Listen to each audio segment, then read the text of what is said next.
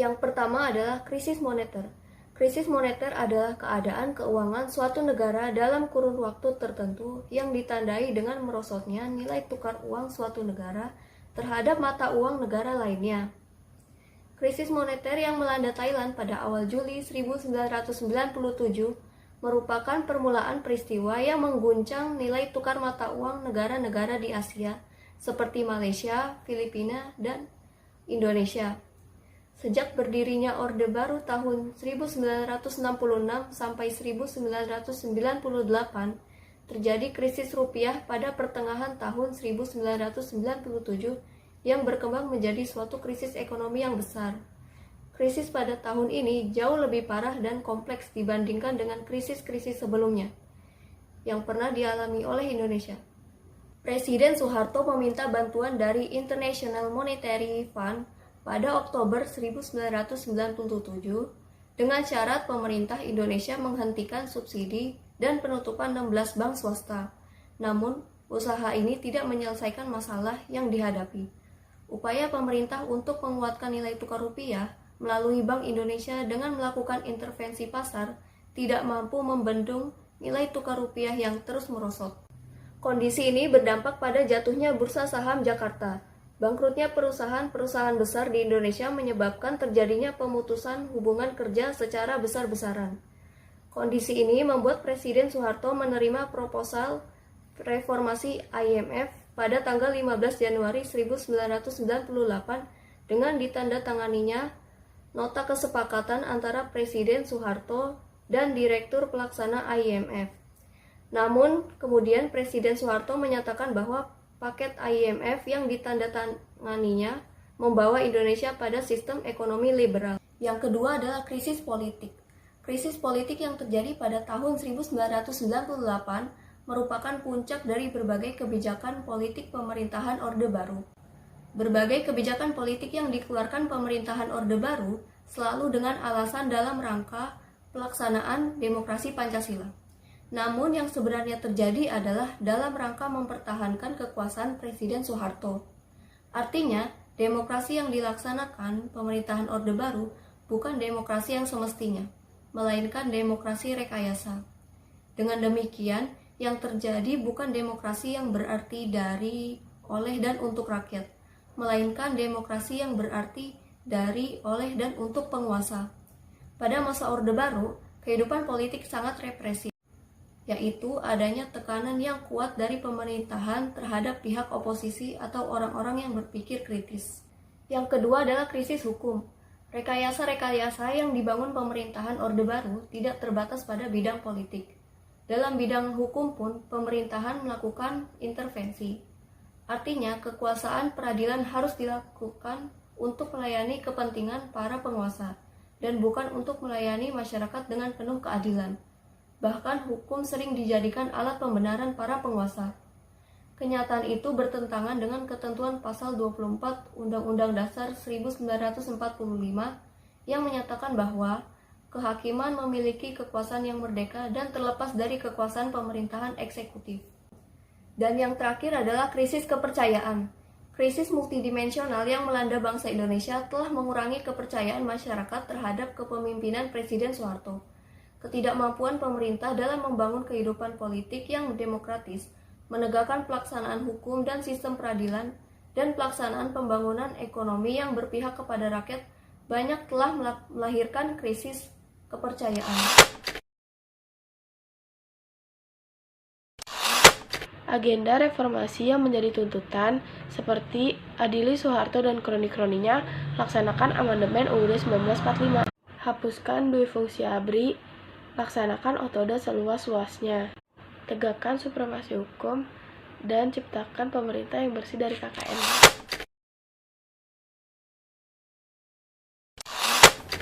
Assalamualaikum warahmatullahi wabarakatuh. Perkenalkan, nama saya Margito Syafaat, saya dari 12 MIPA 2. Kali ini saya akan mempresentasikan tentang materi masa pemerintahan Presiden Republik Indonesia, yaitu B.J. Habibie.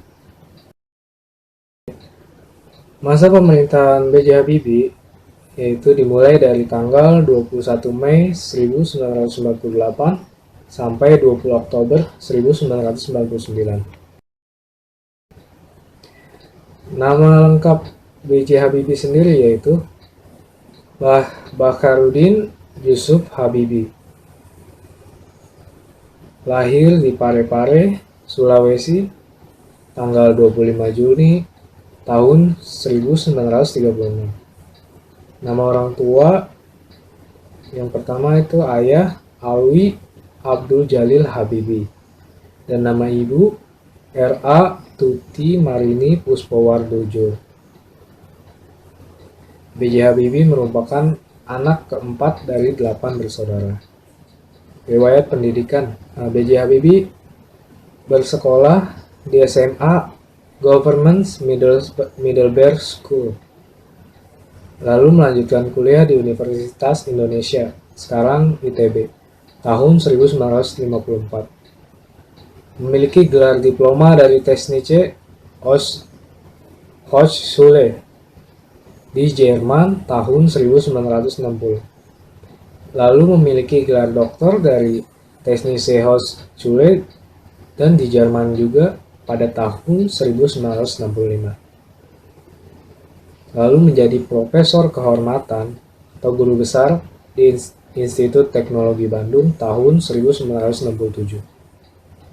Proses pengalihan kepala pemerintahan Soeharto ke B.J. Habibie, yaitu berawal dari krisis ekonomi pada tahun 1997 yang melanda kawasan Asia, krisis kepercayaan atau demo mahasiswa tahun 1998, dan yang terakhir adalah KKN, korupsi, kolusi, dan nepotisme. Lalu Kabinet Reformasi Pembangunan dibentuk oleh B.J. Habibie pada 22 Mei 1998, terdiri dari 36 menteri, diantaranya 4 menteri koordinator, 20 menteri negara yang memimpin departemen, dan 12 menteri yang mengurusi bidang lain. Lalu kebijakan pada masa pemerintahan B.J. Habibie, yaitu yang pertama pada bidang politik, pembebasan tahanan politik. Yang kedua ada meningkatkan kebebasan pers. Yang ketiga ada pembentukan parpol dan mempercepat pemilu dari tahun 2003 ke 1999. Yang keempat ada penyelesaian masalah Timur Timur. Yang kelima ada pengusutan harta kekayaan Soeharto dan kroni-kroninya. Dan yang terakhir, pemberian gelar pahlawan reformasi kepada 4 korban tragedi Trisakti. Lalu dalam bidang ekonomi, yang pertama ada menekan laju inflasi dan gejolak moneter. Yang kedua, membekukan operasional Bank Umum Nasional, Bank Modern, dan Bank Dagang Nasional Indonesia. Yang ketiga ada melikuidasi 38 bank swasta, 7 bank diambil alih pemerintah, dan 9 bank mengikuti program rekapitulasi. Lalu dalam bidang manajemen internal ABRI, yang pertama itu adalah pemisahan Polri dari ABRI, yang kedua ada perubahan staf sosial politik menjadi staf teritorial, yang ketiga ada likuidasi staf karyawan, yang keempat pengurangan fraksi ABRI di DPR dan DPRD 1 atau 2. Yang terakhir yaitu pemutusan hubungan organisatoris dengan Partai Golkar dan mengambil jarak yang sama dengan parpol yang ada. Akhir masa kepemimpinan B.J. Habibie, yaitu ditandai dengan pemerintahan Habibie dituduh melakukan tindakan yang bertentangan dengan kesepakatan MPR mengenai masalah Timur Timur. Lalu alasan yang kedua adalah ditolaknya pertanggungjawaban pada sidang umum MPR tahun 1999. Demikian penjelasan saya tentang materi masa pemerintahan B.J. Habibie. Kurang lebihnya saya mohon maaf. Wabillahi taufiq wal hidayah. Wassalamualaikum warahmatullahi wabarakatuh.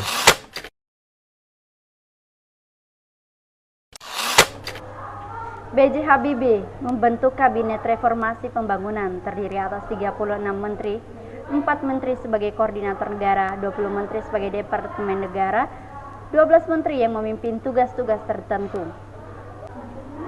Kabinet Reformasi Pembangunan terdiri atas berbagai elemen kekuatan politik dalam masyarakat seperti ABRI, partai politik, Golkar, PPP, PDI, unsur golongan intelektual, lembaga swadaya masyarakat, dan lain-lain. Sehingga diharapkan terjadi sinergi dari semua unsur golongan untuk bangsa ini. Pada tanggal 25 Mei 1998, B.J. Habibie mengeluarkan pengarahan kepada pemerintah untuk segera mengatasi krisis ekonomi dengan dua sarana pokok, yaitu tersedianya bahan makanan untuk masyarakat dan terputarnya kembali roda perekonomian masyarakat.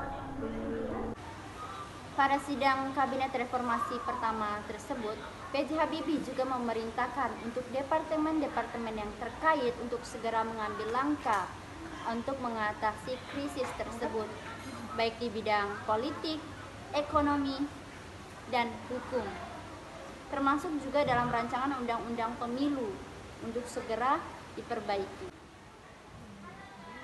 Amandemen tersebut banyak pemikiran yang sumber masalah terletak pada Undang-Undang Dasar 1945 yang memberikan kekuasaan sepenuhnya pada Presiden.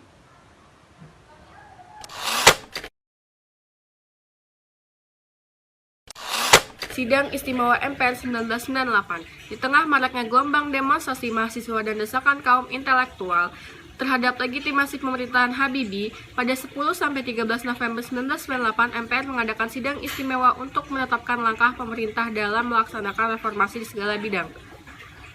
Kemudian ditetapkanlah beberapa ketetapan, antara lain terbukanya kesempatan untuk mengamandemen UUD 1945 tanpa melalui referendum, pencabutan keputusan P4 sebagai mata pelajaran wajib, masa jabatan presiden dan wakil presiden dibatasi hanya sampai 2 kali masa tugas masing-masing 5 tahun. Reformasi bidang politik. Sesuai dengan TAP MPR nomor 10 MPR 1998, Kabinet Reformasi Pembangunan telah berupaya melaksanakan sejumlah agenda politik, yaitu berubah budaya politik yang diwariskan oleh pemerintah sebelumnya, seperti pemutusan kekuasaan, terbatasnya partisipasi politik rakyat, serta terabaikannya nilai-nilai hak asasi manusia dan prinsip supremasi hukum. Beberapa hal yang telah dilakukan B.J. Habibie adalah diberlakukannya otodaya yang lebih demokratis dan semakin luas dengan harapan akan meminimalkan ancaman disintegrasi bangsa. Kebebasan berpolitik dilakukan dengan pencabutan pembatasan partai politik. Pencabutan ketetapan untuk meminta surat izin terbit bagi media massa cetak. Munculnya penguasa yang otoriter dengan masa kekuasaan yang tidak terbatas. Assalamualaikum warahmatullahi wabarakatuh. Saya dari Muhammad Kalis, saya dari kelas 12 MIPA 2. Di sini saya akan menjelaskan sedikit materi mengenai pemilu tahun 1999 dan pelaksanaan referendum Timur Timur.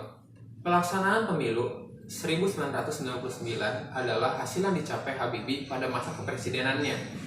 Pemilu 1999 adalah penyelenggaraan pemilu multipartai yang diikuti oleh 48 partai politik. Sebelum penyelenggaraan pemilu, pemerintah mengajukan RUU mengenai partai politik, pemilu, susunan, dan kedudukan MPR, DPR, dan DPRD. Setelah RUU dan disahkan menjadi UU oleh DPR, Presiden membentuk Komisi Pemilihan Umum atau KPU. Hal yang membedakan pemilihan umum tahun 1999 dengan pemilu sebelumnya, kecuali pada tahun 1955, adalah diikutinya oleh banyak partai politik dikarenakan ada kebebasan mendirikan partai politik. Pemilu 1999 bisa terlaksana dengan damai tanpa ada kekacauan, meski diikuti oleh banyak partai politik. Berdasarkan keputusan KPU, Panitia Kepemilihan Indonesia, pada tanggal 1 September 1999 melakukan pembagian kursi pemilu. Terdapat 5 partai besar menduduki 417 kursi di DPR. Pelaksanaan referendum Timur Timur. Peristiwa penting ini terjadi pada masa pemerintahan Presiden B.J. Habibie. Diadakannya referendum bagi rakyat Timur Timur. Integrasi Timur Timur ke wilayah RI pada tahun 1975 yang dilakukan oleh TAP MPR atas kemauan warga Timur Timur tidak pernah mendapatkan pengakuan internasional. Sudah banyak usaha yang dikerahkan untuk menciptakan perdamaian dan pembangunan di Timur Timur. Bahkan subsidi yang diberikan pemerintah pusat melebihi daerah lain untuk mengejar ketertinggalan. Namun, segala upaya itu tidak pernah mendapatkan tanggapan positif di lingkungan internasional dan Timur Timur sendiri. Sebanyak 8 resolusi Majelis Umum PBB dan 7 resolusi Dewan Keamanan PBB yang dikerahkan di Indonesia untuk menyelesaikan masalah Timur Timur.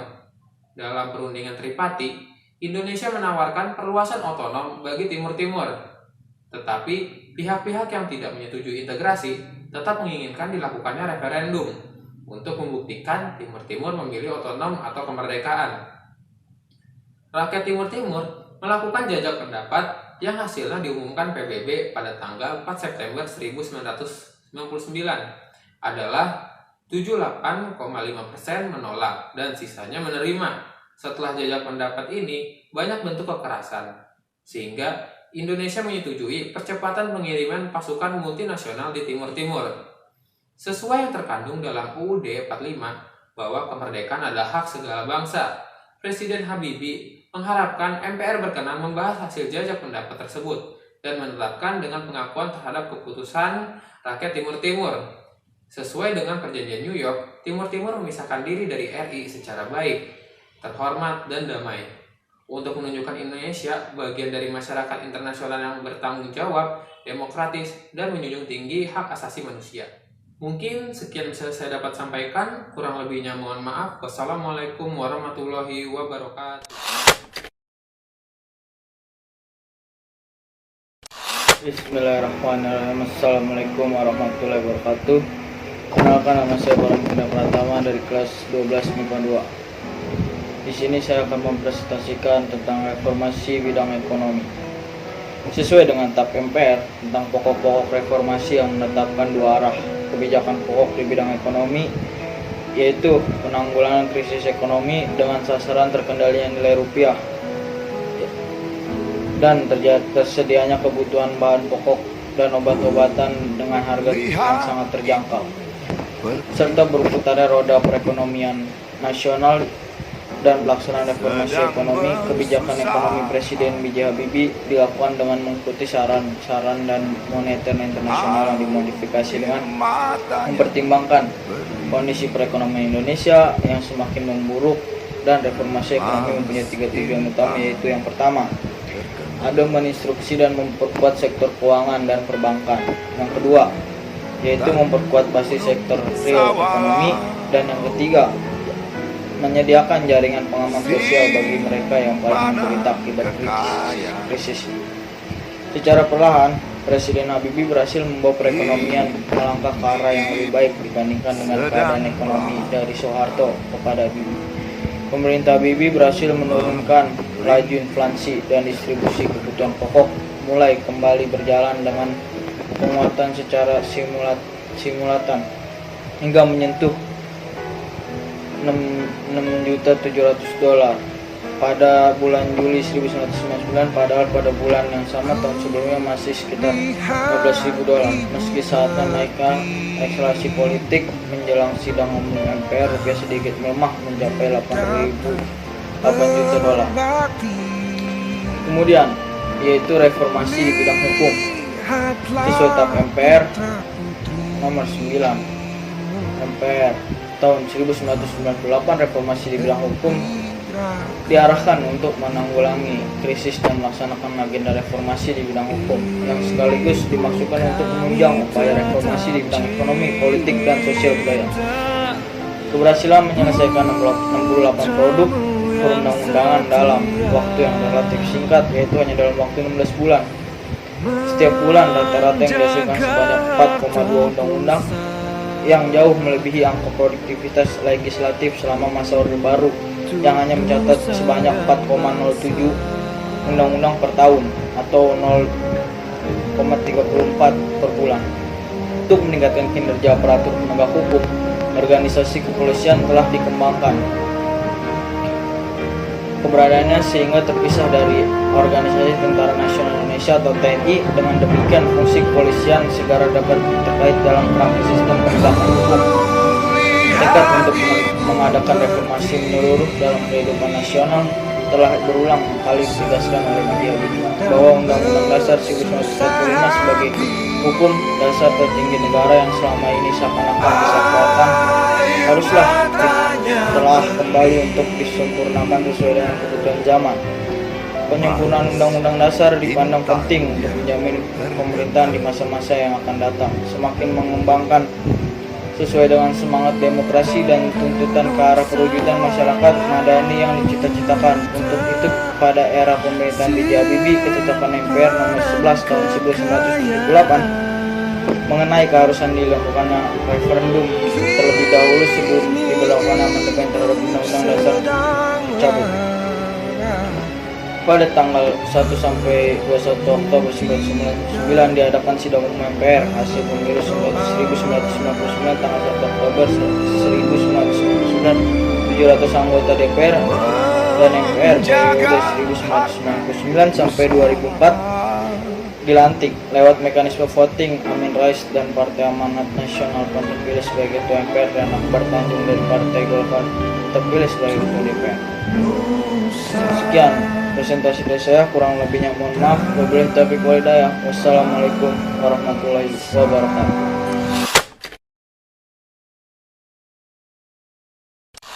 Assalamualaikum warahmatullahi wabarakatuh. Perkenalkan, nama saya Hasmita dari kelas 12 IPA 2. Di sini saya akan menjelaskan tentang masa pemerintahan Presiden Abdurrahman atau lebih sering disapa Presiden Gus Dur. Beliau menjabat menjadi presiden pada tanggal 20 Oktober tahun 1999. Pidato pertama beliau setelah terpilih menjadi presiden memuat tugas-tugas yang akan dijalankannya, yaitu seperti berikut. Yang pertama, meningkatkan pendapat rakyat. Yang kedua, menegakkan keadilan, mendatangkan kemakmuran. Dan yang ketiga, mempertahankan keutuhan bangsa dan negara. Pada masa pemerintahan Presiden Gus Dur, banyak diwarnai tindakan-tindakan kontroversi. Contohnya sebagai berikut, yaitu kabinet seringkali mengalami perubahan susunan, menghapus Departemen Sosial dan Departemen Penerangan, dan juga berbagai peristiwa yang terjadi pada masa pemerintahan Presiden Gus Dur. Pada masa pemerintahan Presiden Gus Dur, MPR melakukan amandemen terhadap UUD 1945 pada tahun 2000. Amandemen tersebut terkait dengan susunan pemerintahan Negara Republik Kesatuan Indonesia. Cukup sekian dari saya, kurang lebihnya mohon maaf. Assalamualaikum warahmatullahi wabarakatuh.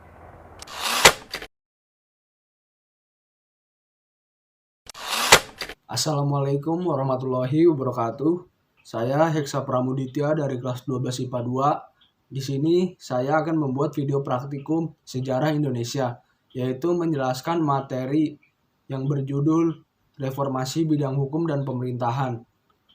Pada masa pemerintahan Presiden Abdurrahman Wahid, MPR melakukan amandemen terhadap UUD 1945 pada tanggal 18 Agustus tahun 2000. Amandemen ini berkaitan dengan pemerintahan Negara Kesatuan Republik Indonesia yang terdiri atas pemerintahan pusat, provinsi, kabupaten, dan kota. Amandemen ini sekaligus merubah pelaksanaan proses pemilihan umum berikutnya, yaitu pemilik hak suara diperbolehkan memilih langsung wakil-wakil mereka melalui hak pemilihan tersebut. Masalah lain yang menjadi pekerjaan rumah pemerintahan Presiden Abdurrahman Wahid yaitu untuk menyelesaikan berbagai kasus KKN yang dilakukan pada masa pemerintahan Orde Baru. Berbagai kasus KKN ini dibuka kembali pada tanggal 6 Desember tahun 1999 yang terfokus pada apa yang dilakukan oleh mantan Presiden Soeharto beserta keluarganya. Pencapaian lain yang diraih oleh pemerintahan Presiden Abdurrahman Wahid yaitu pemulihan hak kaum minoritas kaum Tionghoa untuk menjalankan keyakinan mereka yaitu agama yang beragama Konghucu melalui keputusan Presiden nomor 6 tahun 2000 mengenai pemulihan hak-hak kaum Tionghoa.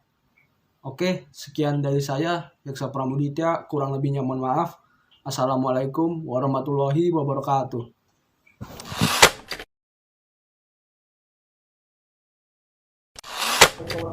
Assalamualaikum warahmatullahi wabarakatuh. Perkenalkan, nama saya Muhammad Azmi dari kelas 12 IPA 2. Saya akan membacakan halaman 166 sampai 167. DPR akhirnya membentuk panitia khusus ya, pansus, untuk melakukan penyelidikan keterlibatan Presiden Abdurrahman Wahid dalam kasus tersebut. Pada 1 Februari 2001, DPR menyetujui dan menerima hasil kerja pansus. Keputusan tersebut diikuti dengan memorandum yang dikeluarkan DPR berdasarkan TAP MPR nomor 3 MPR 1978 pasal 7 untuk mengingatkan bahwa Presiden telah melanggar haluan negara, yang itu melanggar UUD 1945 pasal 9 tentang sumpah jabatan dan melanggar TAP MPR nomor 9 MPR 1998 tentang penyelenggara negara yang bebas KKN. Presiden Abdurrahman Wahid tidak menerima isi memorandum tersebut karena dianggap tidak memenuhi landasan konstitusional. DPR sendiri kembali mengeluarkan memorandum kedua dalam rapat paripurna DPR yang diselenggarakan pada tanggal 30 April 2000. Rapat tersebut memberikan laporan pandangan akhir fraksi-fraksi di DPR atas tanggapan Presiden terhadap memorandum pertama. Hubungan antara Presiden dan DPR semakin memanas seiring dengan ancaman Presiden terhadap DPR. Jika DPR melanjutkan niat mereka untuk menggelar sidang istimewa MPR, maka Presiden akan mengumumkan keadaan darurat, mempercepat penyelenggaraan pemilu, dan yang bermakna pula akan terjadi penggantian anggota DPR dan memerintah TNI dan Polri untuk mengambil tindakan hukum terhadap sejumlah orang tertentu yang dianggap menjadi tokoh aktif menyudutkan pemerintah. Situasi ini juga meningkatkan ketegangan para pendukung Presiden dan pendukung sikap DPR di tingkat akar rumput. Ribuan pendukung Presiden, terutama yang tinggal di kota-kota di Jawa Timur, melakukan aksi menentang diadakannya sidang istimewa MPR yang dapat menjatuhkan Abdurrahman Wahid dari kursi kepresidenan. Aksi ini berujung pada perusakan dan pembakaran berbagai fasilitas umum dan gedung, termasuk kantor cabang milik sejumlah partai politik dan organisasi massa yang dianggap pendukung DPR untuk mengadakan sidang istimewa MPR. 2 hari menjelang pelaksanaan sidang paripurna DPR, Kejaksaan Agung mengumumkan bahwa hasil penyelidikan kasus skandal keuangan Yayasan Yana Tera Bulog dan sumbangan Sultan Brunei yang diduga melibatkan Presiden Abdurrahman Wahid tidak terbukti. Hasil akhir pemeriksaan ini disampaikan Jaksa Agung Marzuki Darusman pada pimpinan DPR tanggal 28 Mei 2001. Ketegangan antara pendukung diselenggarakannya sidang istimewa MPR tidak menyurutkan niat DPR untuk menyelenggarakan sidang istimewa MPR. Presiden sendiri menganggap bahwa landasan hukum memorandum kedua belum jelas. DPR akhirnya menyelenggarakan rapat paripurna untuk meminta MPR mengadukan sidang istimewa MPR. Pada tanggal 21 Juli 2001, MPR menyelenggarakan sidang istimewa yang dipimpin oleh Ketua MPR, Amin Rais. Di sisi lain, Presiden Abdurrahman Wahid menegaskan bahwa ia tidak akan mundur dari jabatan Presiden dan sebaliknya menganggap bahwa sidang istimewa tersebut melanggar tata tertib MPR sehingga tidak sah dan ilegal. Menyadari posisinya yang terancam, Presiden selanjutnya mengeluarkan maklumat Presiden tertanggal 22 Juli 2001. Maklumat tersebut selanjutnya disebut dekret Presiden. Secara umum, dekret tersebut bersih tentang pembekuan MPR dan DPR RI, mengembalikan kedaulatan ke tangan rakyat dan mempersiapkan pemilu dalam waktu 1 tahun dan menyelamatkan gerakan reformasi dari hambatan unsur-unsur Orde Baru sekaligus membekukan Partai Golkar sambil menunggu keputusan Mahkamah Agung. Namun, isi dekret tersebut tidak akan dijalankan terutama karena TNI dan Polri yang diperintah untuk mengamankan langkah-langkah penyelamatan tidak melaksanakan tugasnya, seperti yang dijelaskan oleh Panglima TNI Widodo AS. Sejak Januari 2001, baik TNI maupun Polri konsisten untuk tidak melibatkan diri dalam politik praktis. Sikap TNI dan Polri tersebut untuk turut memutuskan jalan bagi MPR dan untuk kembali menggelar sidang istimewa dengan agenda pemandangan umum. Fraksi-fraksi atas tanggung-jawaban Presiden Abdurrahman Wahid yang dilanjutkan dengan pemungutan suara untuk menerima atau menolak rancangan ketetapan MPR nomor 2 MPR 2001 tentang pertanggungjawaban Presiden Abdurrahman Wahid dan rancangan ketetapan MPR nomor 3 MPR 2001 tentang penetapan Wakil Presiden Megawati Soekarno Putri sebagai Presiden Republik Indonesia. Seluruh anggota MPR yang hadir menerima 2 ketetapan tersebut. Presiden dianggap telah melanggar haluan negara karena tidak hadir dan menolak untuk memberikan pertanggungjawaban dalam sidang istimewa MPR termasuk penerbitan maklumat Presiden RI. Dengan demikian MPR memberhentikan Abdurrahman Wahid sebagai presiden dan mengangkat wakil presiden Megawati Soekarno Putri sebagai presiden kelima Republik Indonesia pada tanggal 23 Juli 2001. Sekian dari saya, terima kasih. Wassalamualaikum warahmatullahi wabarakatuh.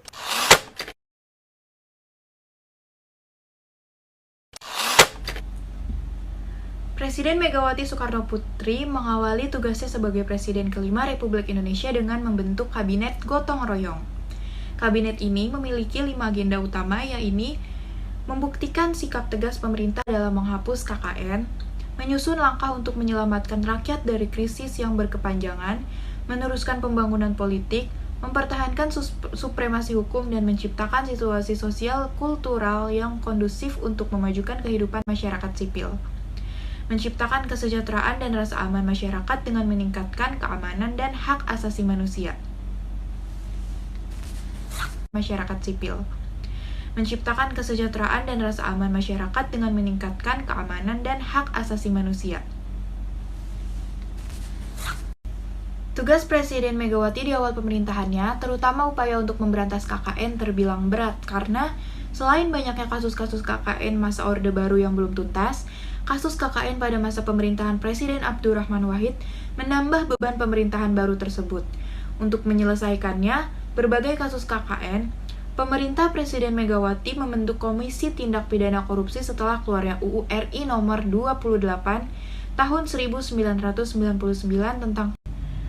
tentang penyelenggaraan negara yang bersih dan bebas KKN. Pembentukan komisi ini menuai kritik karena pada masa pemerintahan Presiden Abdurrahman Wahid telah dibentuk Komisi Pemeriksaan Kekayaan Pejabat Negara atau KPKPN.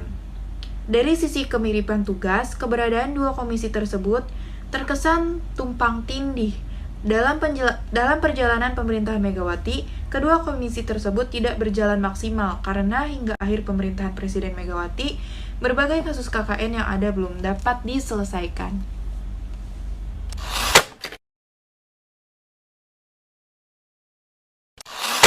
Assalamualaikum warahmatullahi wabarakatuh. Pada kesempatan kali ini saya akan menjelaskan tentang reformasi bidang ekonomi.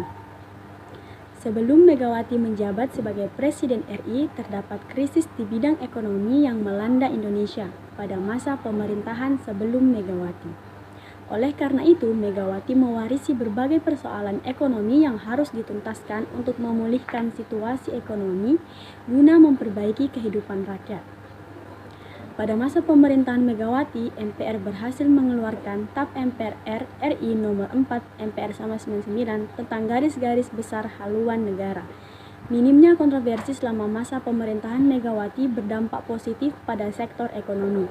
Salah satu indikator keberhasilan pemerintahan Megawati adalah rendahnya tingkat inflasi dan stabilnya cadangan devisa negara. Nilai tukar rupiah relatif membaik dan berdampak pada stabilnya harga-harga barang. Pada pertengahan tahun 2002 hingga 2003, pencapaian di bidang ekonomi pemerintahan Presiden Megawati mulai menunjukkan penurunan, dikarenakan nilai tukar rupiah yang melemah seiring menurunnya kinerja pemerintah. Popularitas pemerintah juga menurun akibat berbagai kebijakan yang tidak populis dan meningkatkan inflasi. Nah, jadi pada masa pemerintahan Megawati berhasil membangun kembali perekonomian bangsa, akan tetapi hanya bersifat sementara. Terbukti pada pertengahan tahun 2002 hingga 2003, pencapaian di bidang ekonomi mulai menurun dikarenakan berbagai hal. Sekian dari saya, wassalamualaikum warahmatullahi wabarakatuh.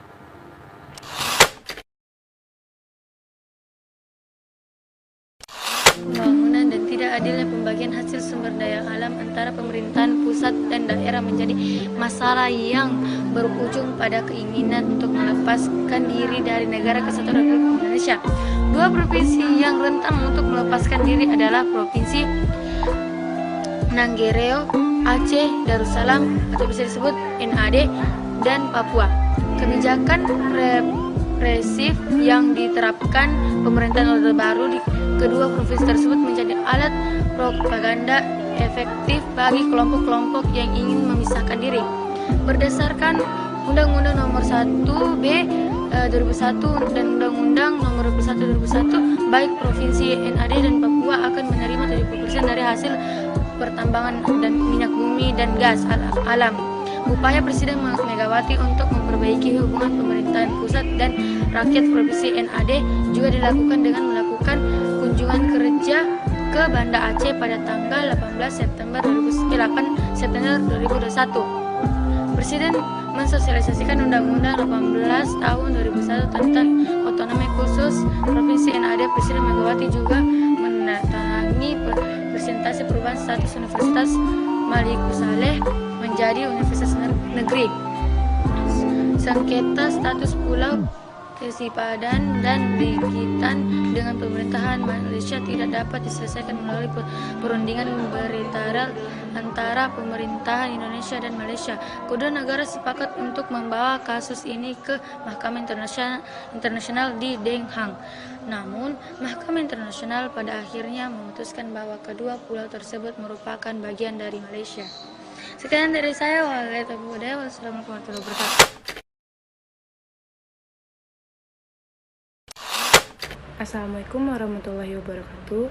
Perkenalkan, nama saya Olga Yuliana Fitri dari 12 MIPA 2. Di sini saya ingin menjelaskan tentang desentralisasi politik dan keuangan.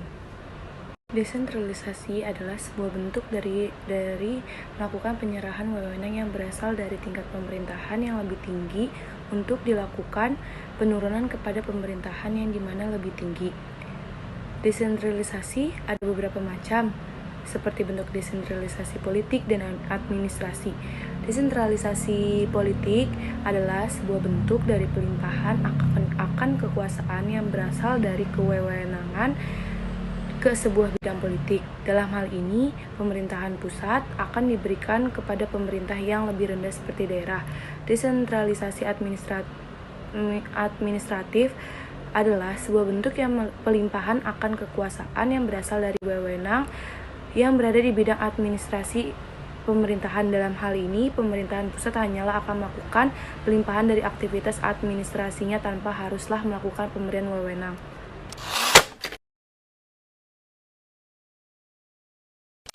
Tahun 2002 tentang penambangan pasir laut dan Inpres nomor 8 tahun 2002 tentang pemberian jaminan kepastian hukum kepada debitur yang telah menyelesaikan kewajiban atau tindakan hukum kepada debitur yang tidak menyelesaikan kewajiban berdasarkan penyelesaian kewajiban pemegang saham. Yang kedua ada pelaksanaan pemilu 2004. Pemilu tahun 2004 merupakan pemilu pertama yang diadakan di Indonesia, di mana untuk pertama kalinya masyarakat pemilik hak suara dapat memilih wakil rakyat mereka di tingkat pusat dan daerah secara langsung. Pemilu untuk memilih anggota legislatif tersebut diikuti dengan pemilihan umum untuk memilih presiden dan wakil presiden yang juga dipilih langsung oleh rakyat. Pemilu legislatif 2004 yang diselenggarakan pada tanggal 5 April 2004 diikuti oleh 24 partai dan 5 partai politik yang berhasil mendapatkan suara terbanyak adalah Partai Golkar, Partai PDIP, Partai PKB, Partai P3, dan Partai Demokrat.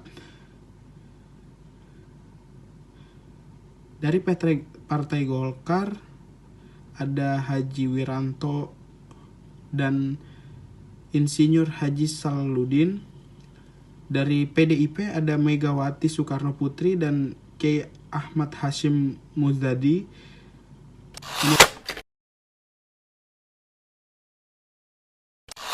Assalamualaikum warahmatullahi wabarakatuh. Perkenalkan, nama saya Putri Sasrila Rahman dari kelas 12 MIPA 2. Di sini saya akan menjelaskan tentang masa pemerintahan Presiden Susilo Bambang Yudhoyono. Susilo Bambang Yudhoyono adalah presiden pertama Republik Indonesia yang dipilih langsung oleh rakyat.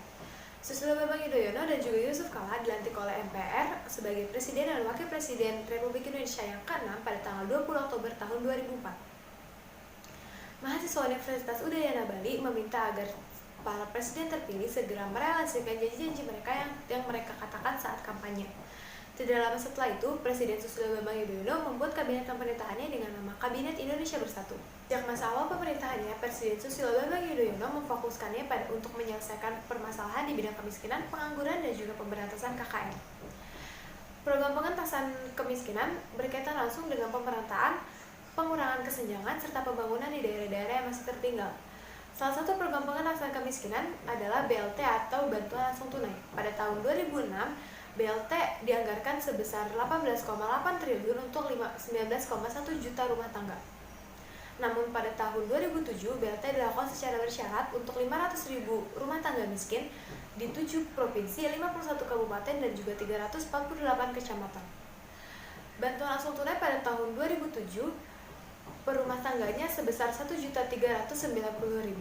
Selain itu, Presiden juga berupaya memperbaiki fisik lingkungan, sarana dan prasarananya seperti gedung pendidikan, fasilitas kesehatan, jalan, dan air bersih. Presiden juga memberikan prioritaskannya untuk peninjauan kembali APBN tahun 2005 dengan menetapkan penegakan hukum, stimulasi ekonomi sosial, langkah awal menyelesaikan konflik Aceh dan Papua, serta menentukan fondasi yang terbaik untuk pendidikan nasional. Sekian dari saya, kurang lebihnya mohon maaf. Wassalamualaikum warahmatullahi wabarakatuh.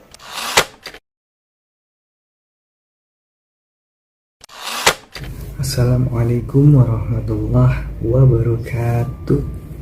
Perkenalkan, nama saya Raffi Muhammad Ihsan. Saya dari kelas MIPA 2. Nah, di sini saya akan mempresentasikan tentang upaya meningkatkan kesejahteraan masyarakat. Sejak krisis yang dialami bangsa ini pada tahun 1998, kondisi perekonomian masyarakat belum pulih. Kondisi ini dipengaruhi dengan terjadinya sejumlah bencana alam, terutama tragedi tsunami di Aceh yang merenggut banyak korban. Pada masa pemerintahan Presiden Bambang Susilo Yudhoyono, upaya pengatasan kemiskinan direalisasikan melalui peningkatan anggaran di sektor pertanian. Anggaran pada sektor ini awalnya hanya sebesar 3,6 triliun rupiah dan ditingkatkan menjadi 10,1 triliun rupiah untuk mendukung perbaikan di sektor pertanian. Pemerintah menyediakan pupuk murah bagi petani.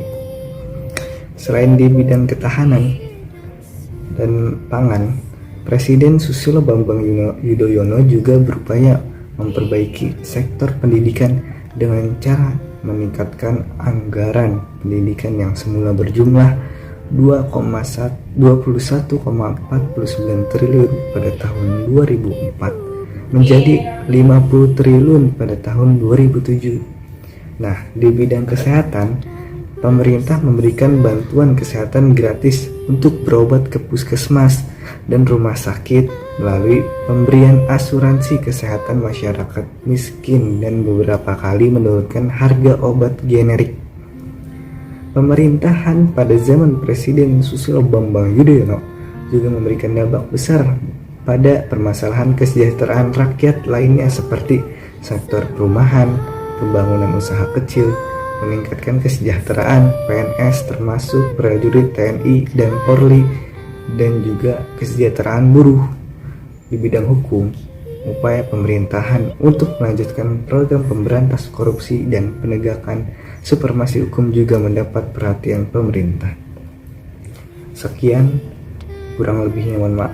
Wabillahi taufiq wal hidayah. Wassalamualaikum warahmatullahi wabarakatuh.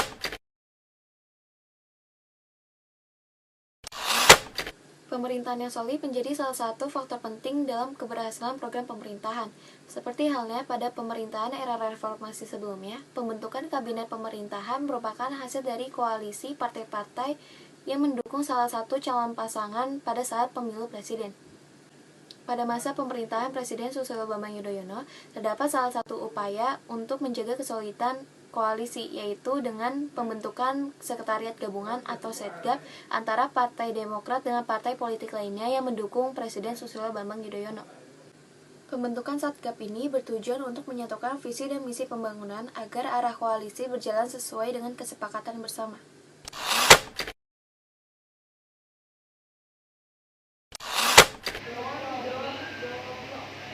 Assalamualaikum warahmatullahi wabarakatuh.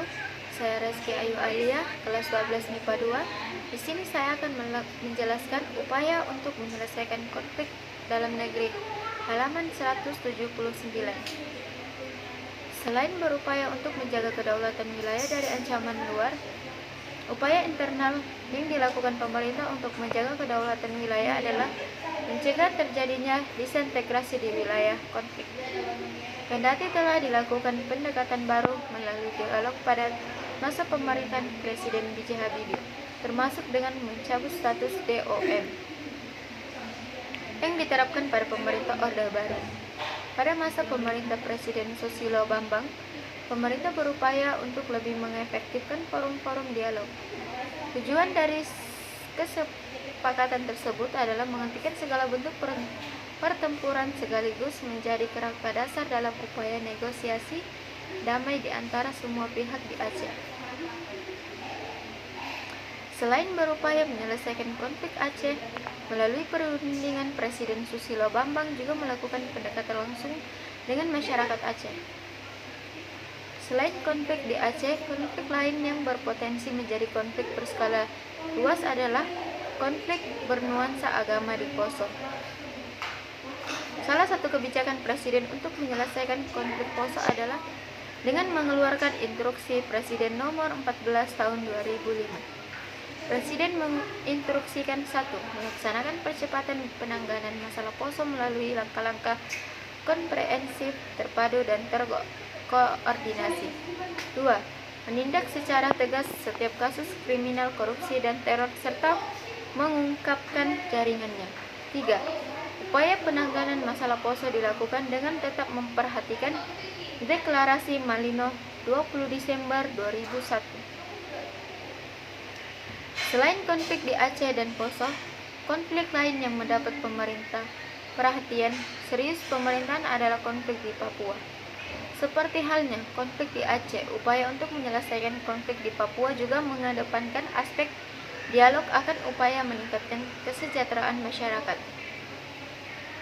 Kurangnya keadilan masyarakat Papua menimbulkan adanya perlawanan dan keinginan sebagian masyarakat untuk memisahkan diri dari NKRI. Wassalamualaikum warahmatullahi wabarakatuh. Assalamualaikum warahmatullahi wabarakatuh. Saya Resti Dwina Haryanti dari kelas 12 MIPA 2. Pada kesempatan kali ini saya akan menjelaskan mengenai pelaksanaan pemilu 2009 dan euforia berdemokrasi.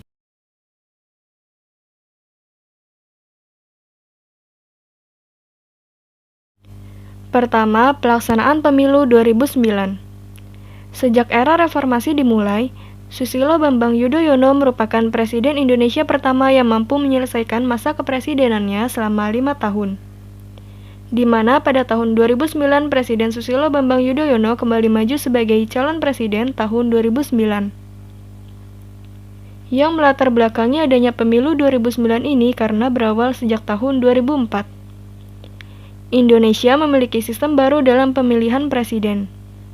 Sebelumnya, pada sistem tersebut, presiden ditentukan lewat penghitungan suara oleh wakil rakyat di DPR atau MPR. Kemudian, pada tahun 2004, pemilihan umum dapat ditentukan langsung dari suara rakyat.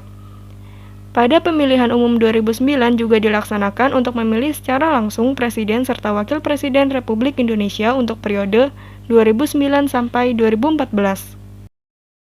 Selanjutnya ada hasil pemilu tahun 2009. Pemilu legislatif diselenggarakan pada 9 April 2009 untuk memilih 560 anggota DPR, 132 anggota DPD, dan anggota DPRD seluruh Indonesia. Dalam pemilu tersebut tercatat sebanyak 171 juta penduduk Indonesia terdaftar sebagai pemilih. Namun, hanya 121 juta pemilih saja yang menggunakan hak suaranya.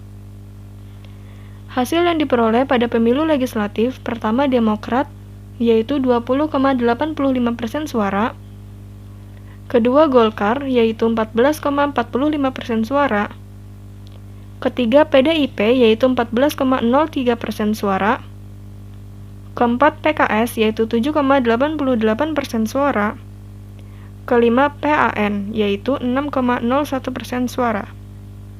Berdasarkan hasil tersebut dapat terlihat bahwa Partai Demokrat memperoleh suara terbesar. Terakhir ada hasil pemilihan presiden tahun 2009 putaran yang pertama.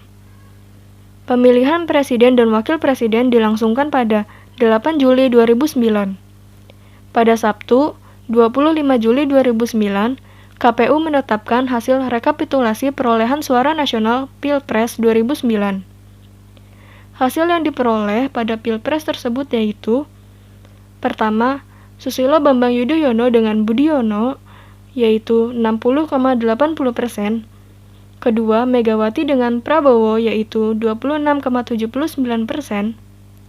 Ketiga, Yusuf Kala dengan Wiranto yaitu 12,41%. Berdasarkan hasil tersebut dapat terlihat bahwa pasangan Susilo Bambang Yudhoyono dan Budiono berhasil memenangkan pemilu. Ketika masa pemerintahan Presiden Susilo Bambang Yudhoyono mengalami keberhasilan, diantaranya dalam program pembangunan. Selain itu, situasi politik yang semakin kondusif termasuk meredanya beberapa konflik dalam negara, sehingga meningkatkan investor asing untuk menanamkan modal mereka di Indonesia. Kedua, euforia demokrasi yaitu demokrasi masa reformasi. Reformasi 1998 memberikan ruang seluas-luasnya bagi perubahan sistem dan penerapan demokrasi di Indonesia. Pemerintahan Orde Baru yang sangat sentralistik menimbulkan kesenjangan terutama bagi wilayah yang dianggap kurang perhatian. Lalu, ketika pemerintahan Orde Baru tumbang, keinginan untuk mendapatkan ruang politik dan pemerintahan menjadi keinginan masyarakat sehingga terciptalah Undang-Undang Otonomi Daerah. Penerapan otonomi daerah tersebut diiringi dengan perubahan sistem pemilu dan diselenggarakannya pemilu langsung. Misalnya mengangkat kepala daerah. Dalam bidang pers, euforia demokrasi melahirkan media massa baru yang lebih bebas menyuarakan berbagai aspirasi masyarakat. Kebebasan tersebut harus tetap memperhatikan aspek keadilan dan kejujuran dalam menyebarkan berita sehingga tidak menimbulkan keresahan dalam masyarakat. Sekian penjelasan dari saya, kurang lebihnya mohon maaf. Wassalamualaikum warahmatullahi wabarakatuh.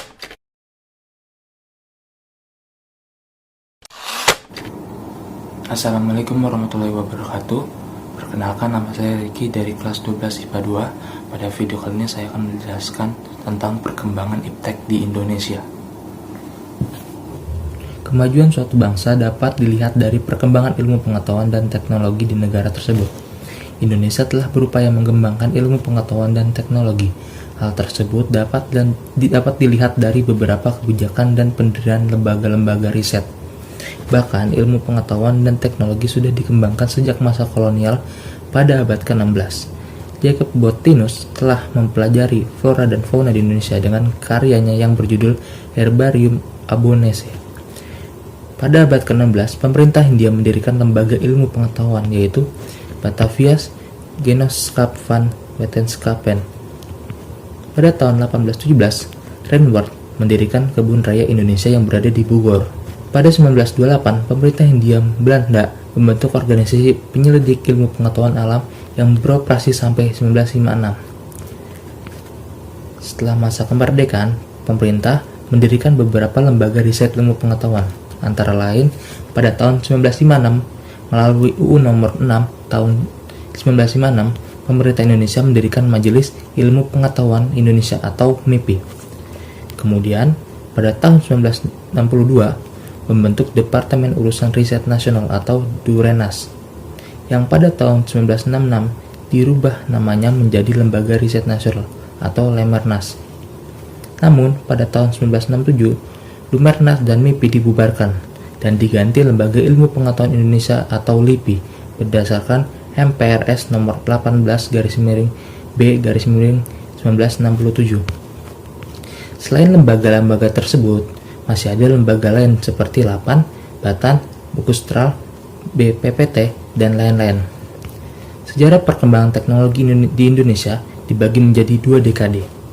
Dekade pertama 1945 sampai 1960 yaitu masa pengenalan dan pembelajaran tentang teknologi. Dekade kedua tahun 1976 ditandai dengan pembentukan industri pesawat terbang di Indonesia melalui lembaga Industri Pesawat Terbang Indonesia atau IPTN. Dengan adanya pembentukan IPTN itu membuktikan bahwa Indonesia mampu atau dapat mengembangkan ilmu teknologi di negaranya sendiri tanpa bergantung dengan negara lain. Selain lembaga-lembaga penelitian, teknologi Indonesia juga berkembang dengan bukti Indonesia membeli sebuah satelit yang dinamakan Sistem Komunikasi Satelit Domestik Palapa atau SKSD Palapa, atau yang orang biasa dengar atau satelit Palapa. Itu tadi video dari saya, kurang lebihnya mohon maaf. Wassalamualaikum warahmatullahi wabarakatuh.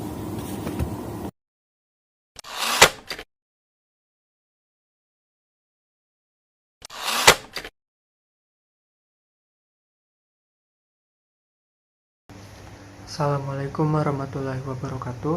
Saya Rifki Ataila dari 12 IPA 2 ingin mempresentasikan materi dari sejarah Indonesia dari subbab Nurtanio atau Industri Dirgantara Nasional. Sekitar tahun 1970-an, Indonesia mengalami banyak perkembangan. Salah satunya adalah terjadinya booming minyak. Nah, booming minyak ini menghasilkan banyak keuntungan tersendiri bagi Indonesia pada masa itu di Orde Baru yang dipimpin oleh Presiden Soeharto. Nah, khususnya pembuatan industri ini ada salah satunya adalah pembuatan industri pesawat terbang. Nah, pesawat terbang ini industrinya dimulai ketika Presiden Soeharto memanggil pulang B.J. Habibie yang kala itu menjadi lulusan ahli aeronika di Universitas Aachen di Jerman pada tahun 1974. Nah, untuk mendukung pekerjaan dari Pak Habibie, Pak Soeharto menempatkan B.J. Habibie sebagai staf divisi pengembangan teknologi tinggi Pertamina. Nah, karena posisinya itu, jadi B.J. Habibie ini mudah untuk mendapatkan berbagai bantuan dan dana, khususnya dari dana sendiri karena waktu itu booming minyak sedang memberikan dana yang berlimpah. Nah, kemudian B.J. Habibie mengembangkan satu industri yang bernama Badan Pengkajian dan Penerapan Teknologi atau BPPT disingkatnya. Nah, BPPT ini merupakan basis awal pengembangan industri dari strategis. Nah, di BPPT ini, Pak Habibie merancang dan mengembangkan berbagai industri yang strategis untuk Indonesia melalui satu badan yang bernama Badan Perencana Industri Strategis atau disingkat BPIS. Nah, BPIS ini kemudian dikembangkan industri pesawat terbang Nurtanio atau IPTN di Bandung, lalu PAL atau Perusahaan Armada Laut di Surabaya dan Badan Tenaga Atom Nasional di Serpong. Nah, industri-industri tersebut menghasilkan banyak kerja nyata. Industri pesawat terbang Nurtanio yang bertempatnya itu di Bandung mulai dioperasikan pada tahun 1976. Nah, dalam mengembangkan industri dirgantara ini, Pak Habibie menggandeng beberapa industri pesawat terbang di bagian Eropa, negara Eropa. Contohnya adalah MBB yang berkedudukan di Jerman dan CASA yang berkedudukan di Spanyol. Nah, salah satu wujud kerjasamanya ini adalah mendapatkan lisensi untuk pembuatan helikopter NBO 105 dan CN 235. Nah, IPTN sendiri itu awalnya hanya memperoleh penguasaan alih teknologi tinggi berdasarkan lisensi yang dimiliki oleh IPTN tersebut. Namun tahap berikutnya IPTN itu lama-lama diizinkan untuk merakit pesawat tersebut di Indonesia. Nah, setelah tahap perakitan itu sudah berjalan, tahap berikutnya adalah pemberian izin untuk memproduksi komponen pesawat di negara Indonesia. Salah satu hasil dari IPTN adalah berhasil memproduksi berbagai jenis pesawat. Contohnya NC212-100, helikopter NBL 412, NAS 332 Super Puma, dan lain-lain.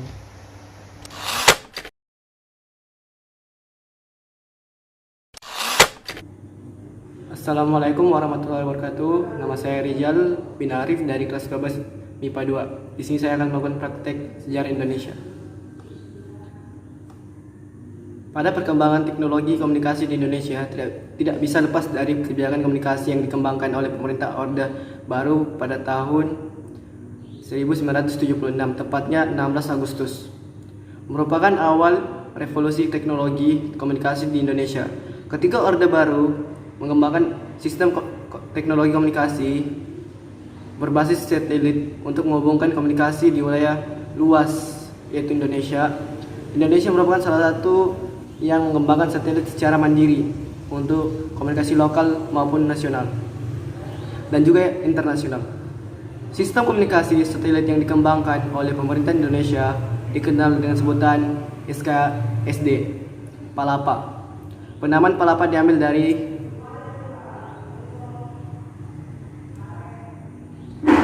sumpah yang dilakukan oleh Patih Gajah Mada dalam upaya menyatukan wilayah geografis Nusantara.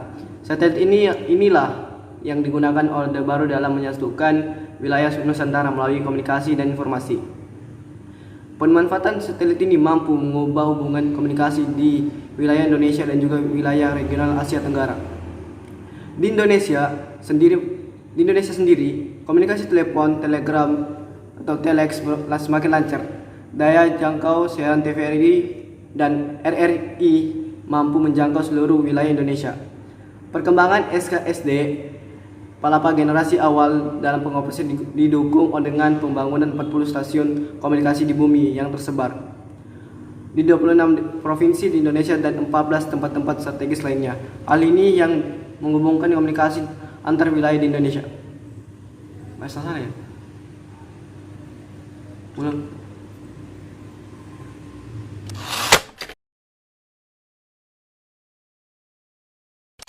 Assalamualaikum warahmatullahi wabarakatuh. Saya Rio Agustin dari kelas 12 MIPA 2 ingin menyelesaikan tugas praktek sejarah halaman 188. Tahun 1987 pemerintah membangun jalan tol dalam kota menghubungkan Cawang sampai Tanjung Priuk menggunakan teknologi anak bangsa yang bernama Sosrobahu. Teknologi Sosrobahu menjadi kebanggaan nasional.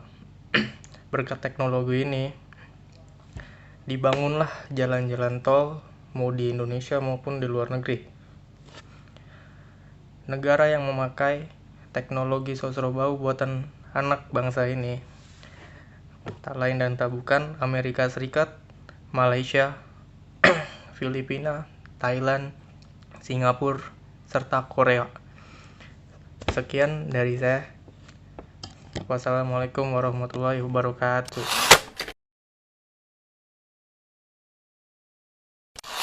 Revolusi hijau merupakan sebuah usaha dalam mengembangkan teknologi pertanian yang bertujuan untuk meningkatkan produksi pangan. Revolusi ini dengan kata lain mengubah pertanian yang sebelumnya menggunakan teknologi tradisional menjadi teknologi yang lebih modern.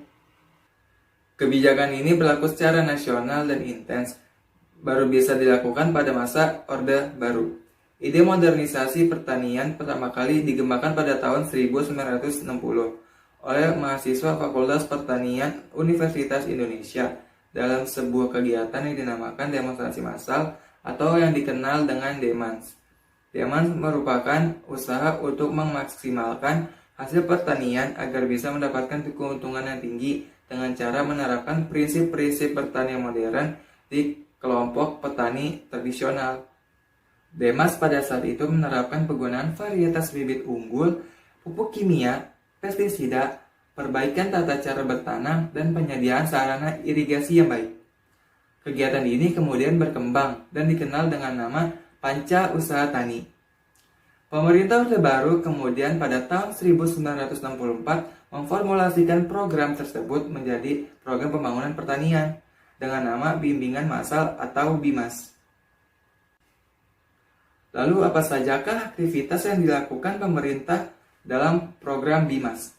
Melalui program BIMAS, pemerintah melakukan penyuluhan pertanian dan pemberian kredit modal dengan para petani.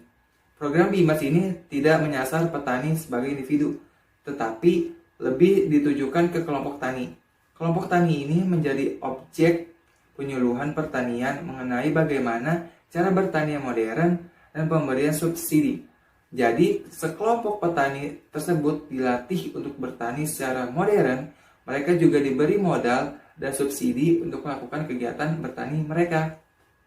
Selain itu, program BIMAS juga menerapkan ekstensifikasi pertanian, yaitu usaha untuk meningkatkan hasil pertanian dengan cara memperluas lahan pertanian baru, membuka hutan dan semak belukar, membuka rawa-rawa, dan membuka persawahan pasang surut.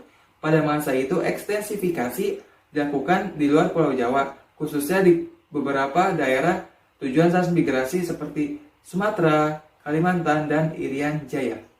Pemerintah Orde Baru kemudian mengembangkan program BIMAS menjadi INMAS atau intensifikasi massal.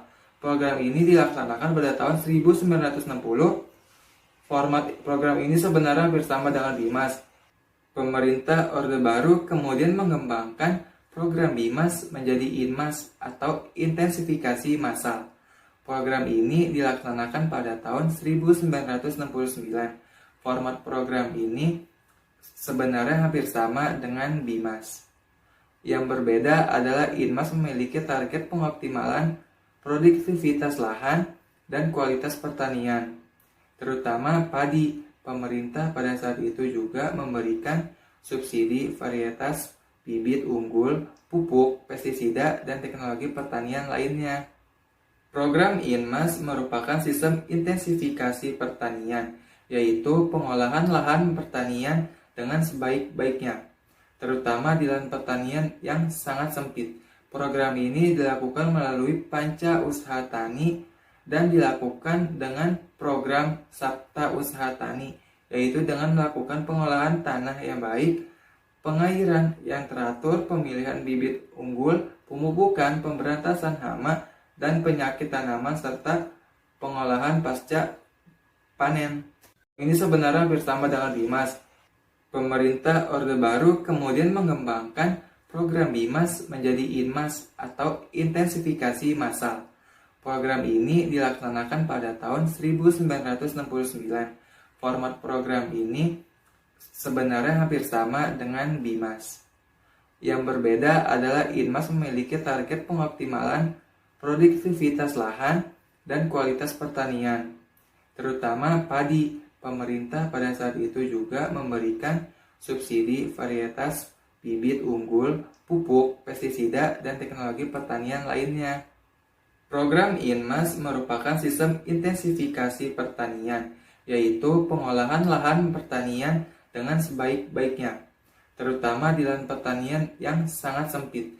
Program ini dilakukan melalui Panca Usaha Tani dan dilakukan dengan program Sabta Usaha Tani, yaitu dengan melakukan pengolahan tanah yang baik, pengairan yang teratur, pemilihan bibit unggul, pemupukan, pemberantasan hama dan penyakit tanaman, serta pengolahan pasca panen.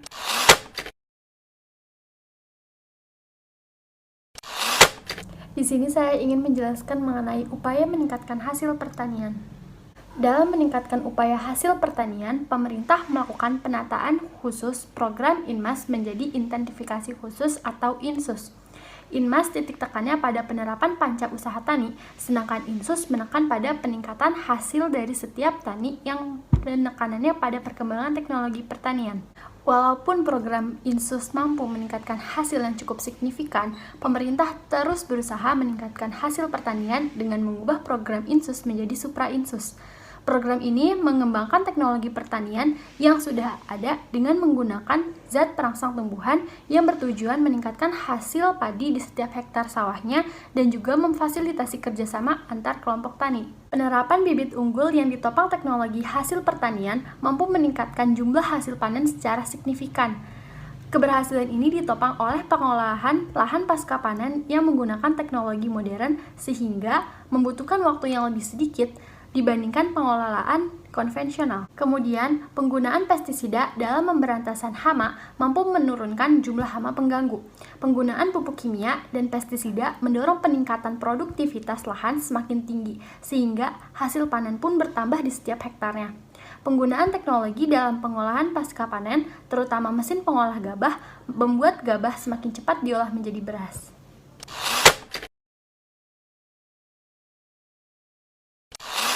Assalamualaikum warahmatullahi wabarakatuh. Perkenalkan, nama saya Siti Aisyah. Di video kali ini saya akan melakukan praktikum sejarah Indonesia. Pengolahan gabah yang menggunakan mesin pengolah merupakan salah satu upaya mekanisme pertanian. Mekanisme pertanian merupakan sebuah usaha untuk meningkatkan hasil pertanian dengan menggunakan mesin-mesin pertanian modern. Selain program intensifikasi, ekstensifikasi, dan juga mekanisme dikembangkan pula program diversifikasi pertanian, yaitu usaha penganekaragaman jenis usaha atau tanaman pertanian untuk menghindari ketergantungan pada salah satu hasil pertanian. Pengolahan gabah yang menggunakan mesin pengolah merupakan salah satu upaya mekanisme pertanian. Mekanisme pertanian merupakan usaha meningkatkan hasil pertanian dengan menggunakan mesin-mesin pertanian modern. Selain program intensifikasi, ekstensifikasi, mekanisme dikembangkan pula oleh program diversifikasi pertanian, yaitu usaha penganekaragaman jenis usaha atau tanaman pertanian untuk menghindari ketergantungan pada salah satu hasil pertanian. Diversifikasi pertanian dilakukan melalui dua cara, yaitu dengan memperbanyak jenis kegiatan pertanian dan juga yang kedua dengan memperbanyak jenis tanaman pada suatu lahan. Program pengembangan pertanian melalui revolusi hijau berdampak pada peningkatan hasil pertanian, terutama pada padi, membawa Indonesia menjadi negara swasembada beras pada tahun 1947. Selain membawa keberhasilan, Indonesia juga menjadi negara penghasil swasembada beras. Revolusi hijau juga membawa dampak pada kehidupan petani di tingkat lokal. Untuk mempertahankan hasil pertanian yang ada, pemerintah juga menerapkan program rehabilitasi pertanian, yaitu usaha memperbaiki lahan pertanian yang semula tidak produktif atau tidak berproduksi. Dalam rangka menjalankan kebijakan rehabilitasi pertanian, pemerintah menjalankan langkah-langkah seperti pertama ada memperluas dan juga memperbaiki memelihara jaringan imigrasi di seluruh jaringan Indonesia. Kedua, ada menyempurnakan sistem produksi pertanian pangan melalui penerapan berbagai paket program yang diawali dengan program bimbingan massal. Ketiga, membangun pabrik pupuk serta pabrik insektisida, pestisida yang dilaksanakan untuk menunjang proses pertanian. Sekian, terima kasih. Wassalamualaikum warahmatullahi wabarakatuh.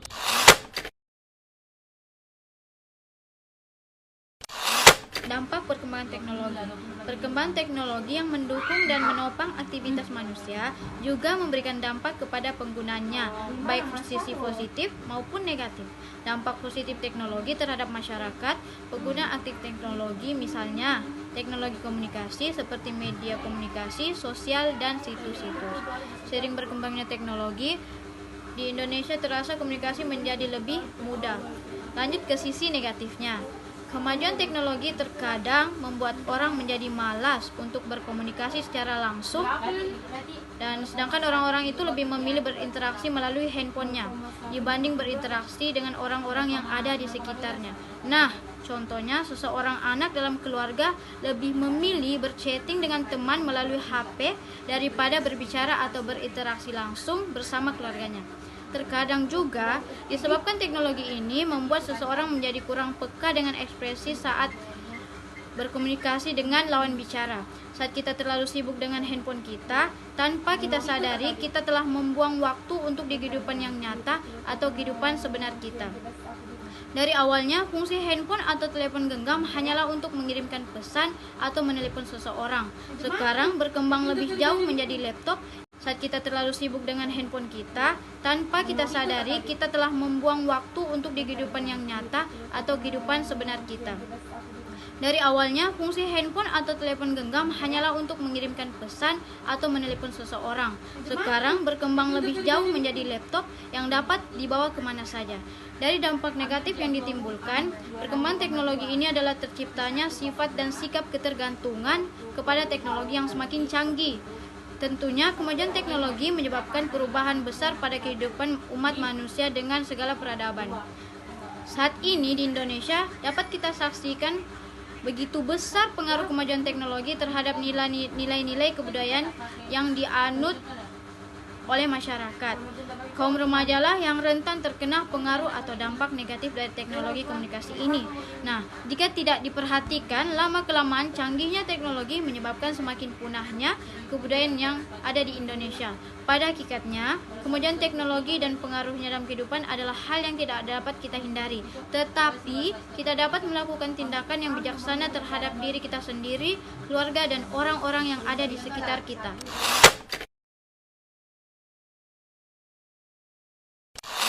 Assalamualaikum warahmatullahi wabarakatuh. Saya Tazkiyatun Najah dari kelas 12 MIPA 2. Melihat fenomena yang sedang terjadi khususnya di Indonesia ini, sangat dikhawatirkan perkembangan teknologinya itu membawa dampak buruk terhadap kehidupan sosial masyarakat Indonesia. Sehubungan dengan perkembangan ini dibutuhkan peningkatan kesadaran masyarakat mengenai lingkungan di sekitar perubahan teknologi, karena cukup cepat ini secara tidak sadar maupun sadar telah merubah beberapa pola hidup masyarakat, khususnya masyarakat Indonesia. Contohnya kini banyak anak-anak yang mengalami ketergantungan gadget maupun orang tuanya. Dan selain itu dampak negatifnya adalah perkembangan dalam hal bersosialisasi menjadi sangat lamban karena terlalu fokus oleh gadget. Hal tersebut akan sangat mudah mempengaruhi opini publik. Kemajuan teknologi membawa dampak positif yang banyak, dan begitu juga dampak negatifnya. Misal dalam kasus buzzer di Twitter, bila informasi ini disebabkan merupakan ilmu berguna, maka menjadi hal yang positif. Namun jika informasi disebarkan melalui fitnah, hal itu akan merugikan pihak terkait. Oleh karena itu, kita masyarakat Indonesia harus benar-benar cerdas, harus menerima sisi positif dan juga negatifnya, agar perkembangan teknologi yang kita bisa sikapi dengan bijak, yang selayaknya dilakukan, dijalankan benar dengan seimbang. Pada prinsipnya, setiap perkembangan dari segi apapun, dalam setiap manusia apapun, memiliki perubahan konteks apapun, berpacu dalam kemajuan. Salah satunya adalah bidang teknologi yang menghadirkan perubahan dan kemajuan untuk selanjutnya digunakan manusia. Beragam teknologi yang diciptakan memungkinkan manusia untuk bebas memilih apa yang diinginkan. Dari perkembangan teknologi informasi komputer yang pesan ini, peran masyarakat saat ini sangat besar karena perubahan cepat teknologi ini, karena budaya sebagian besar masyarakat dunia, kemungkinan perkotaan memperoleh informasi yang singkat berkat teknologi yang singkat ini, dan perkembangan sangat luar biasa. Teknologi komunikasi berkembang tahun dari tahun ke tahun, berpengaruh dari globalisasi dan dampak negara maju yang semakin pekat terhadap komunikasi. Sekian video saya, kurang lebihnya mohon maaf. Wassalamualaikum warahmatullahi wabarakatuh.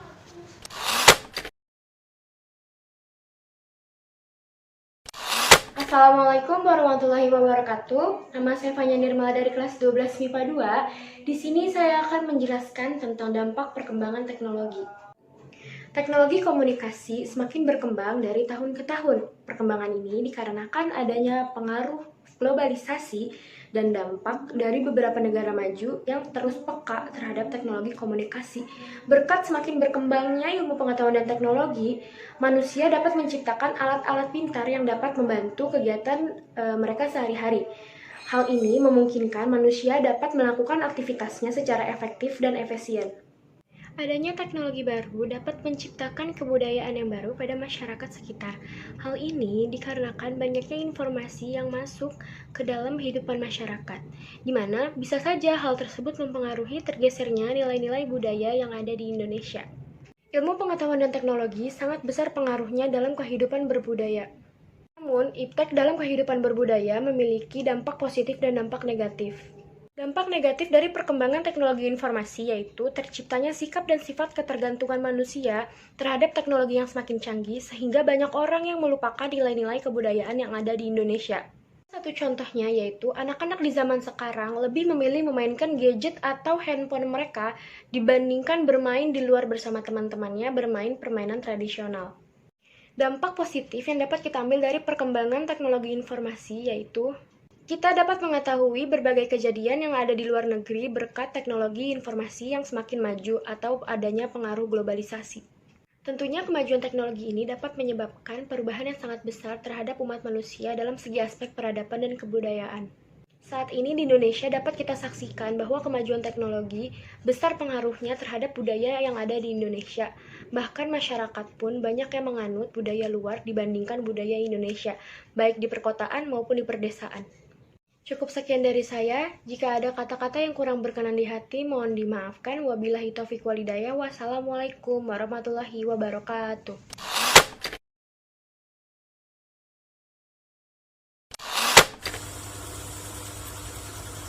Kemajuan teknologi televisi, telepon, dan telepon genggam atau yang sering disebut dengan gadget bukan hanya melanda masyarakat kota, namun juga telah dinikmati oleh masyarakat di pelosok-pelosok desa.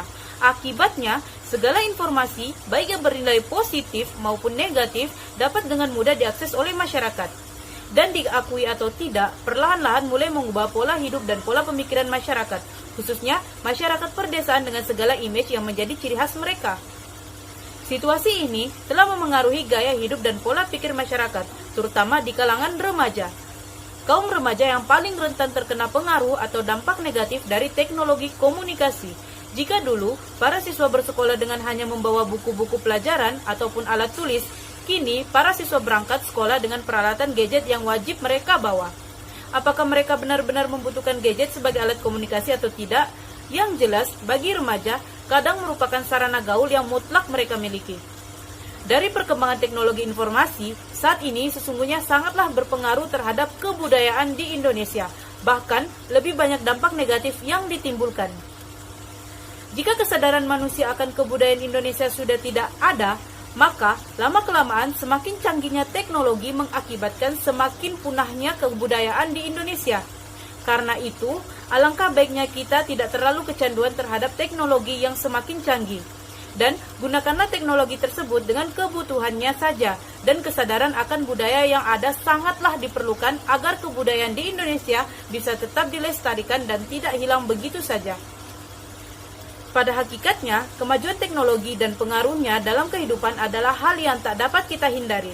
Tetapi kita dapat melakukan tindakan yang bijaksana terhadap diri kita sendiri, keluarga, dan juga masyarakat luas, agar kemajuan teknologi tidak sampai menggeser jati diri kita sebagai manusia, yang memiliki norma dan juga nilai-nilai yang luhur.